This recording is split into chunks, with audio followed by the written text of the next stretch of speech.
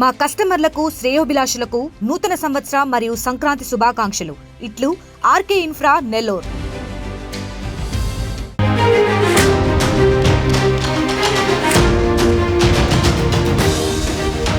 Breaking news చూస్తున్నాం. బంగ్లాదేశ్లో హిందువులపై ఇప్పటికీ దాడులు కొనసాగుతున్నాయి. ఇటు షరియత్పూర్ జిల్లాలో మరొక హిందువుపై దాడి చేశారు. ఇటు కకోన్ చంద్ర అని ఒక వ్యక్తిపై కత్తితో దాడి చేసి పెట్రోల్ పోసి ఒంటికి నిప్పంటించారు నిందితులు. బాధితుడు షరియత్పూర్ డాక్టర్గా పనిచేస్తున్నట్లు గుర్తించారు. తీవ్ర గాయాలతో ఢాకా ఆసుపత్రిలో ప్రస్తుతానికి చికిత్స పొందుతున్నాడు బాధితుడు. కకోన్ చంద్రపై దాడి చేసిన నిందితుల కోసం ప్రస్తుతానికి పోలీసులు గాలిస్తున్నారు. ఇటు కకోన్ దాస్ ఇప్పటి వరకు బంగ్లాదేశ్లో జరిగిన నాలుగో వ్యక్తి అని చెప్పొచ్చు. ఇటు కకోన్ చంద్రపై దాడి చేసిన నిందితుల కోసం ప్రస్తుతానికి పోలీసులు గాలిస్తున్నారు. ఇప్పటి వరకు బంగ్లాదేశ్లో ఇది 4వ ఘటన. హిందువులపై వరుస దాడులతో ఇటు యూనుస్ ప్రభుత్వంపై తీవ్ర వ్యతిరేకత వస్తుంది. ఇటు కకోన్ దాస్ 50 సంవత్సరాల వయసున్న అతను డిసెంబర్ 31 సాయంత్రం తన ఇంటికి బయలుదేరి వెళ్తున్న సమయంలో కొంతమంది గుర్తు తెలియని దుండగులు వ్యక్తులు షరియాత్పూర్ జిల్లాలో తనని అడ్డగించారు. తనను ఆపి తన తర్వాత తనపై కత్తులతో దాడులు చేసి తీవ్రంగా గాయపరిచారు. అంతటితో ఆగలేదు. తనపైన పెట్రోల్ పోసి మరీ తనకు నిప్పంటించారు. ఇన్ని గాయాలు అయినప్పటికీ అతను ఒక డాక్టర్ కాబట్టి తను అక్కడి నుంచి తప్పించుకొని దగ్గరలో ఉన్న ఒక చిన్న వాటర్ పాండ్లో ఒక చిన్న నీటి కొలనులో ఆయన దూకి తన ప్రాణాలను కాపాడుకునే ప్రయత్నం చేశాడు. కొంతమంది స్థానికులు తనని గుర్తించి తనని అక్కడి నుంచి షరియత్పూర్ సదార్ హాస్పిటల్కి తరలించారు. డాక్టర్స్ అయితే ప్రస్తుతానికి తన కండిషన్ చాలా సివియర్గా ఉంది అంటూ చెప్పుకొస్తున్నారు. ఒక పక్కన ఇటు external affairs minister S Jaishankar ఆయన ఢాకాలో ఉన్న సమయంలోనే ఢాకాలో ఇటు మాజీ ప్రధాని ఖలీదా జియా ఆమె అంత్యక్రియలకి ఆయన అటెండ్ అవుతున్న సమయంలోనే ఈ ఘటన చోటు చేసుకుంది. ఆయన అక్కడికి అటెండ్ అయ్యి ప్రధానమంత్రి మోదీ అంత్యక్రియలకి రాలేకపోయారు అంటూ ప్రధానమంత్రి మోదీ అయితే సానుభూతి తెలియపరుస్తున్నారు అంటూ బిఎన్పి లీడర్ తారిక్ రెహమాన్కి చెప్పుకొచ్చారు. సో మొత్తం మీద ఈ మధ్యకాలంలో బంగ్లాదేశ్ హై కమిషనర్ రియాజ్ హమీదుల్లా ఆయన సోషల్ మీడియాలో ఒక స్టేట్మెంట్ ఇస్తూ 2 దేశాలు కలిసి పనిచేయాలి, 2 దేశాలకు సంబంధించిన ఇంట్రెస్ట్లు అలాగే మ్యూచువల్ డిపెండెన్స్ ఒకరిపై ఒకరు ఆధారపడడం వీటన్నిటిని దృష్టిలో పెట్టుకొని ఇంకా బలోపేతం చేయాలి అన్న సమయంలో మరో పక్కన మైనారిటీలుగా ఉన్న హిందువులపైన బంగ్లాదేశ్లో దాడులు జరుగుతున్నాయి. ఇటు షరీఫ్ ఉస్మాన్ హాదీ చనిపోయిన తర్వాత ఇలా ఎన్నో దాడులు హిందువులకు సంబంధించిన ఇళ్ళని, హిందువులకు సంబంధించిన షాపులని, హిందువులకు సంబంధించిన బిజినెస్లు ఇలా ఎవరిని అయినా హిందువులనే టార్గెట్ చేసుకుంటూ మైమేన్ సింగ్ అనే ఒక జిల్లాలో ఎక్కువ చోటు చేసుకుంటున్నాయి. మైమేన్ సింగ్లో ఒక 2-3 రోజుల కిందనే ఇటు దీపు చంద్ర దాస్ ఆయనని చావగొట్టారు ఒక గుర్తు తెలియని దుండగులు. సో మొత్తం మీద ఇటు హిందువులనే టార్గెట్ చేస్తున్నారు ఈ మధ్యకాలంలో బంగ్లాదేశ్కి సంబంధించిన దుండగులు. వ్యతిరేకత ఇటు భారత ప్రభుత్వం మీద అలాగే హిందూ మతానికి సంబంధించి వ్యతిరేకతని ప్రదర్శిస్తున్నారు. వీటన్నిటినీ ఏదైతే ఒక మిస్ఇన్ఫర్మేషన్ స్ప్రెడ్ అవుతుందో బంగ్లాదేశ్లో ఇటు ఇండియా రాజకీయంగా వాళ్ళని మభ్యపెడుతుంది,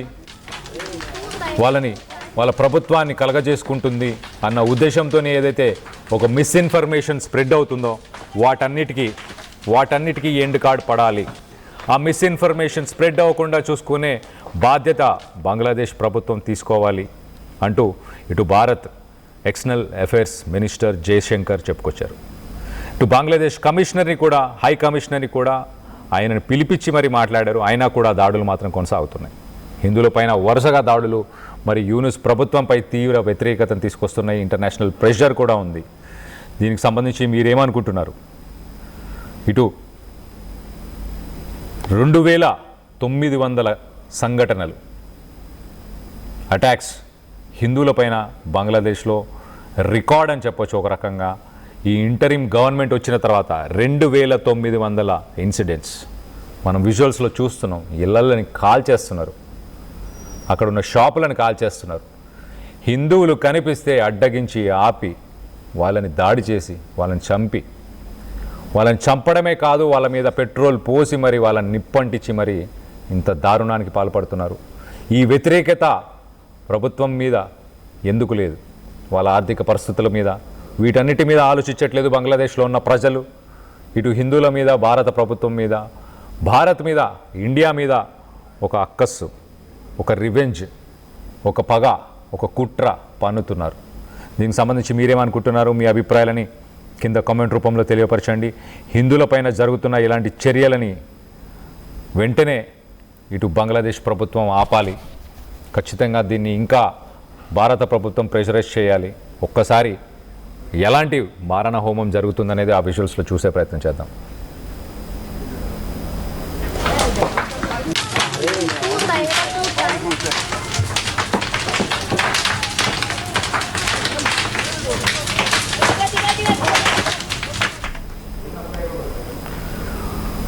ఈ ఇన్సిడెంట్ చూసిన తర్వాత ఒక ప్యాటర్న్ అయితే కనిపిస్తుంది చాలా క్లియర్గా. ఇటు హిందూస్ని టార్గెట్ చేసుకుంటూ ఇటు బంగ్లాదేశ్లో కొంతమంది ఏదైతే అక్కడ విధ్వంసం చేసే ప్రయత్నం చేస్తున్నారో, ఒస్మాన్ హాదీ చనిపోయిన తర్వాత 2900 ఇన్సిడెంట్స్ ఇలాంటివి జరిగాయంటే ఆలోచించదగ్గ విషయం. దీన్ని బంగ్లాదేశ్ ప్రభుత్వం సీరియస్గా తీసుకోవాలి. ఇలాంటి సంఘటనలు జరుగుతున్న సమయంలో ఆ చుట్టుపక్కల ఉన్న వ్యక్తులందరూ, అన్నిటికంటే దారుణం ఏంటంటే ఆ చుట్టుపక్కల ఉన్న వ్యక్తులందరూ వాళ్ళ ఫోన్లలో వాళ్ళ ఫోన్స్లో ఇలాంటి సంఘటనలని రికార్డ్ చేస్తున్నారు. అది అన్నిటికంటే దారుణం. ఒక పక్కన హిందువులను టార్గెట్ చేస్తున్నారు, ఇంకో పక్కన హిందువులు చనిపోవడాన్ని ఫోన్స్లో రికార్డ్ చేస్తున్నారు. అంత దారుణంగా ఉంది బంగ్లాదేశ్లో ఇప్పుడు హిందువుల మీద పరిస్థితి. సో ఇప్పుడు కొత్తగా ఈ కకోన్ దాస్ ఒక డాక్టర్, అక్కడ డాక్టర్గా ఆయన ఎంతోమంది ప్రాణాలను కాపాడు ఉంటాడు. 50 సంవత్సరాల వయసు.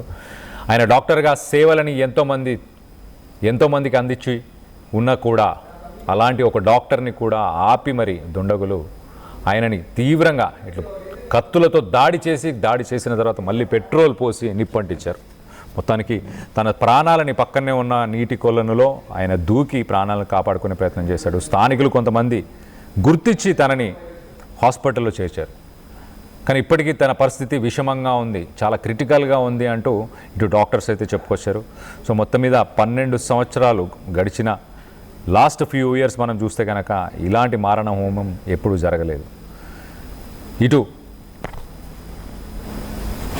డిసెంబర్ 24న ఒక 29 సంవత్సరాల అమృత్ మొండల్ అతన్ని, అలాగే కాళీ మహోర్ యూనియన్ ఆ ఏరియాలో ఇంకో 40 సంవత్సరాల ఇంకొక హిందూ వ్యక్తిని, ఇలా 2900 సంఘటనలు చోటు చేసుకున్నాయి. ఇప్పటికైతే 4 ప్రాణాలు కోల్పోయారు. మరి 4వ దాడి. మిగతా చోట్ల విధ్వంసానికైతే పాల్పడుతున్నారు హిందువులను టార్గెట్ చేసుకుంటూ. Local to global news at your finger tips. మీ చేతిలో ఒక ఆయుధం. Download R TV app. Media legend Ravi Prakash is back.